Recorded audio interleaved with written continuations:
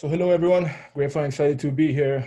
Thank you to the judges for being here even in such troubling times, as well as Austin and Natalie for planning a contingency schedule to host the competition. So how many of you are aware or understand the supply chain and freight forwarding industry? It's good to know. Well, for those who don't know, companies that need to import and export cargo use agents to handle their shipping needs. And those agents are referred to as freight forwarders. And this is because it is a complex and demanding full-time job in itself to coordinate and track cargo. My name is Luis Fernando Trujillo. I am 24 years old from Guayaquil, Ecuador, and I grew up in my family's logistics business. I started working with the family when I was 15 years old, and despite all the advancements in tech, not much has changed for the freight forwarding industry. Commercial and account management teams receive hundreds, if not thousands of emails every single day, as well as a lot of redundant calls and texts from clients being, hey, where's my cargo? Imagine trying to keep up with all that as a small business in a competitive market with very tight margins and a limited budget. So this is why we built Cargologik.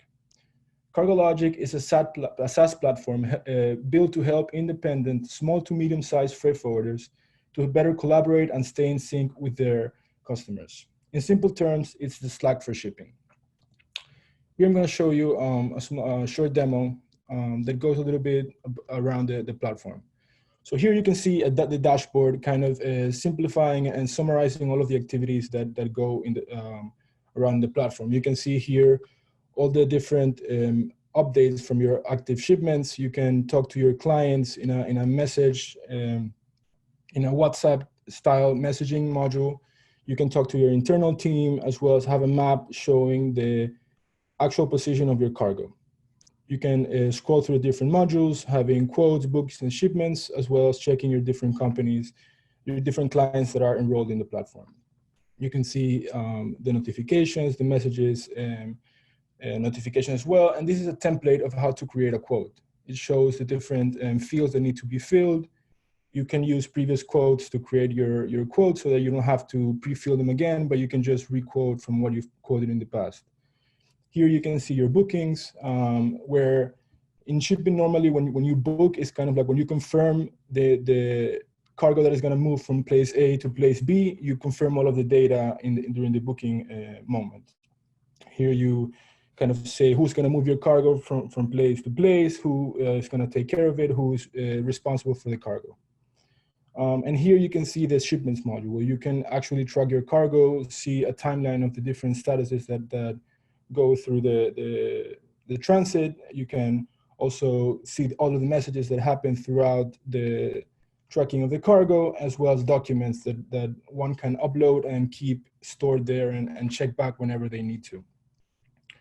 And this is kind of the big picture of what Cargologik does. It's kind of that overall communication platform between the freight forwarder and its customer. So we launched the venture in the fall of last year and recruited Miles to join us as co-founder and CEO. Recently, Miles led go-to-market for a port terminal operating system that was acquired by the market leader last March. Our business model consists of charging a competitive monthly fee and a per shipment fee that we may share with the customer to incentivize adoption. We are also modeling growth after Slack and HubSpot. 30 to 60-day free trial as the industry is competitive and relationship-based. And for the future, we aspire to build up the customer side of the equation, creating a marketplace model where we can upsell services such as cargo insurance, customs broker services, and cargo financing, as well as others. We are currently in private beta mode. What does this mean? We're perfecting the core product, improving onboarding resources, and supporting change management. We launched the platform in Ecuador and Miami this past February with 10 beta customers throughout the Americas. Logunza, as you can see here, is the family's freight forwarding arm and our first customer with whom we developed the solution. With them, we acquired marquee customers, beta customers such as Nestle, Carrier, Ferretería Espinosa, Biela, which was recently acquired by Heineken in Ecuador, as well as others.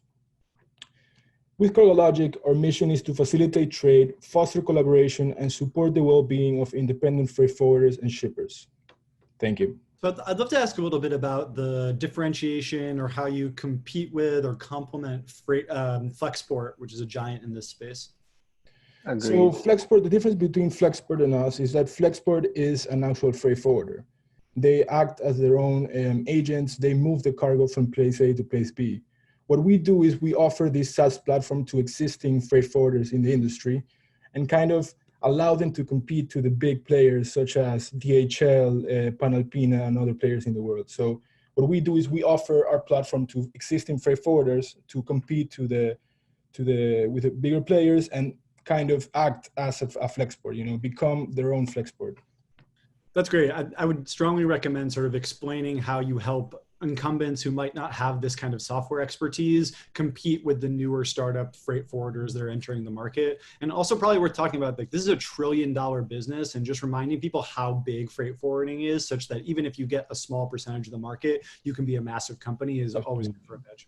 Even the biggest players don't even have like 10% of the market. Like it's so massive that if you can have like a little bit of the market, you can actually become really successful. Hey, Luis, great pitch. Quick question on, as we, if you believe that a big recession is coming, how do you think the small freight forwarders and everybody along the supply chain, what do you think their reaction will be to adding new tools purely for communication's sake instead of, saving them money? So everything that's going on, things are so uncertain. People don't know if they're going to be able to go to the office in the next 3 months, 6 months. And I feel that tools like ours are going to allow freight forwarders to kind of offer their clients this web platform service where they can actually track and coordinate their cargo movements, because things still need to change. Things still need to go from place A to place B. Like, the economy is not going to stop forever. Things still keep going. So I feel that a platform like ours, what it does is kind of, it gives out a hand to the freight forwarders who are struggling in this moment to see how they can actually maintain that relationship with their customers and continue to offer them that good personal and customer service by kind of being able to track all of their cargo in the platform, or actually upload documents and check them whenever they want to. But yeah, times are so uncertain. I feel that technology is a great avenue to allow small freight forwarders to remain in business. Luis, let me chime in. So I've been building freight forwarding software for 15 years. So I would say what you need to do in your pitch is talk about how this helps scale the individual. So the software that we built was for one of your large enterprise competitors, and it allowed them to handle more orders and process more volume per human. And that was the real value proposition to them. Okay, understood. Appreciate the feedback. I want to take it offline at some point and then try to understand which problem you're trying to solve in the value chain of this industry. Because I know that this is a very fragmented area. Everyone's trying to take a smaller pie, smaller piece in the pie, because pie is so big. And I think knowing the subtle advantage over other companies would be extremely useful. Because just coincidentally, in the past 3 months, I saw at least 4 or 5 similar ideas, but I don't have extensive experience or expertise in this area. But it seemed like everyone with more in-depth experience seemed to just get it. So would love to understand more, and then it sounds really exciting, especially with your prior experience. Of course. I would say that a product like this differentiates itself because we're not trying to reinvent the wheel. We're not trying to say to the freight forwarders that they don't know how to manage their business, or that what they're doing is wrong. What we're trying to do is kind of like exponentiate what they're doing already and allow them to be able to get this technology that the big freight forwarders already have, because these types of technology a big freight forwarder offers them.